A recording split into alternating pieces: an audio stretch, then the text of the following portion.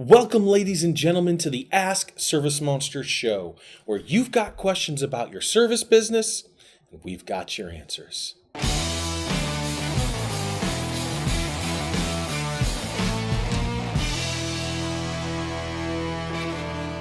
Today's question comes from Robert. He saw our video last week on what are you worth, talking about what the business's services are worth to the client. But also, what's a business worth in general? If you wanted to exit or sell your business, how do you calculate your value? Now, every once in a while, you may pick your head up from the day-to-day and wonder what it's like to sell your business and take a pile of cash and go do something else. And man, we're all there sometimes. And there's a number of reasons that'll drive that way of thinking: struggling business, struggling growth, employee issues, taxes, money problems, cash flow, and I don't know, maybe even business partners that make the whole thing just emotionally taxing to the point of where it's difficult to run. But, there's a lot of reasons why not to do that. And there's a lot of reasons why you can prep yourself for sale even though you might not sell, or know how much you're worth even though you have no intention of selling. And if you do have an intention of selling, executing a plan that'll make your business as profitable as possible. None of us just want the business to die.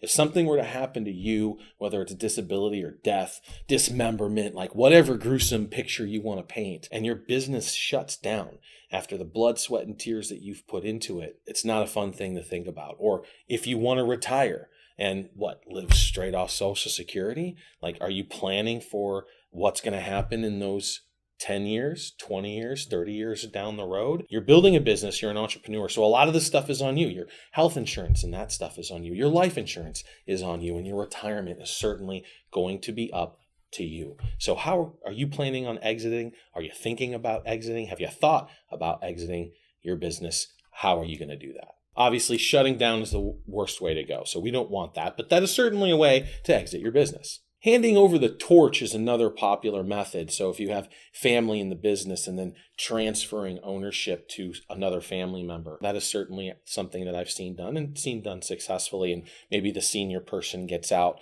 continues to have some percentage of ownership in the business, so profits in them come in and they help advise and move things in the right direction. But that is certainly a strategy, although you're continuing to actually be in the business so much normally that retirement really isn't a thing, but that's okay for entrepreneurs. We'll probably work till we die. And of course, selling, right? That's the big thing when we think exit strategy, selling your business. What's it worth? How do you position it? What's the data on all that? So first thing you got to be real about is, how long is it going to take you to prep your business for sale? This is like a house, right? So if you're going to put a house on the market, you're always tuning it up, putting that coat of paint on, making sure that drywall is touched up, making sure the pruning is done. All the crap that you really don't pay much attention to when you own the home. When you go to sell it, of course, you do all those things so it looks as best as it can, and its value is certainly increased, and the number of people who envision themselves in the home is, it certainly increased. You have to do the same thing in your business. You have to prep it for sale. There are certain key things that another purchaser is going to look at, and you want to make sure those are all in order. And it normally takes 3 to 5 years to make that ready. So what are they buying? When someone buys a business, they're typically buying 4 things. The first and foremost is your brand. What's your brand worth? Are you a known commodity? Do you have the attention of clients already? Because that's going to be one of the most popular and profitable things that you can leverage for the sale of your business. Is your brand identity within the community strong?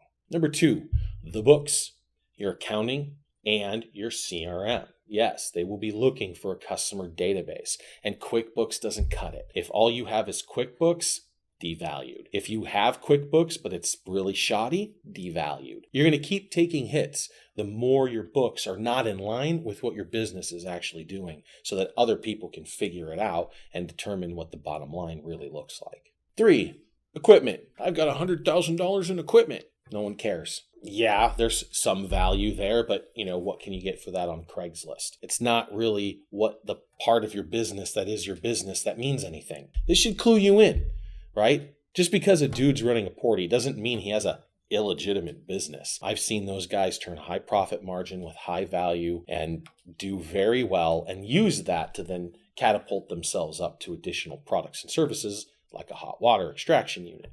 But by the by, people buying your business aren't really going to care that much. If it's shoddy and really run down, yes, they're going to care. But if it's just brand new and, again, it's like a new car, it's not a big deal. Number 4, what you guys typically may not think about is contracts. That will actually improve the value of your business if you've got some contracts in place with some guaranteed revenue coming in after they make the purchase. So during these 3 to 5 years, you're really focused on making sure that those are shored up, that you've got strong brand recognition, that your books and your CRM are in order, that your equipment is at least well taken care of and documented, so it shows that you care about the equipment and that will be in good maintenance when they receive it.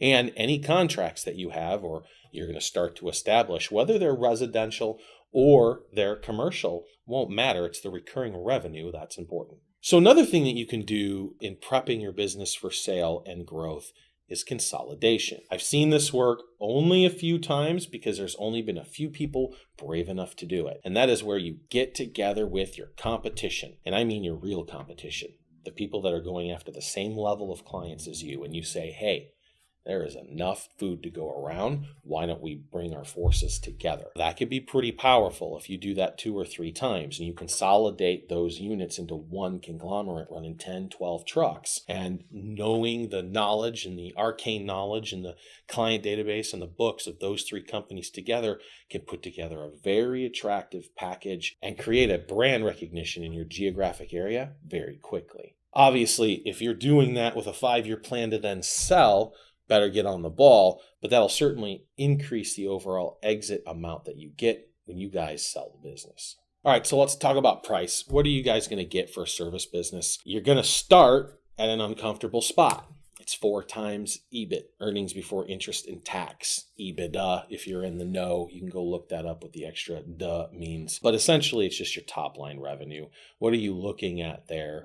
And then minus your expenses. So what's your bottom line, black line, hopefully, revenue for the year times 4. So if you were to own that business essentially for 4 years under those same market conditions, that's what you can assume to get out of it. Look at the investment world and the purchasing of businesses world is typically centered around 5-year increments of time. 5 years to IPO, 5 years to round B series funding. Like this is just a normal pulse and rhythm within the investment community. So they're going to want to make their money back in 5 years. And certainly if it's paid back in 4 and then they've got 1 additional year, that gives them a little profit on that 5 years. Not necessarily guaranteed, but it puts them in a good spot. And if you have good brand and your books are in order and your equipment is nice and you've got some contracts, it makes it all the more likely to close. So how do you get better than 4 times profit? There's a handful of ways, and I've seen them work to varying degrees. But if you want to make your company more valuable, here are those tips. Number 1, recurring revenue. Again, whether it's residential or commercial, and as I've talked about before, millennials are ready to do this. If you have a regular recurring revenue over a long period of time, that is very attractive to new purchasers. Your growth rate over the last 2 years. If it was flatline, you're looking at 4 times.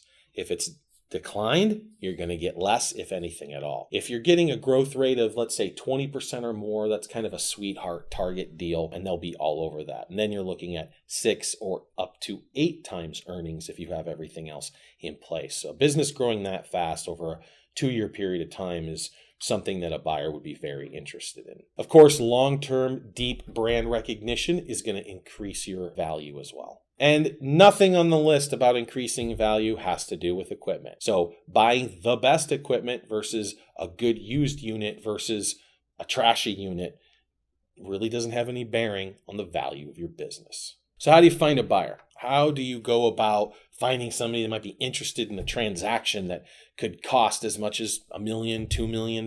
It's not necessarily all that easy, right?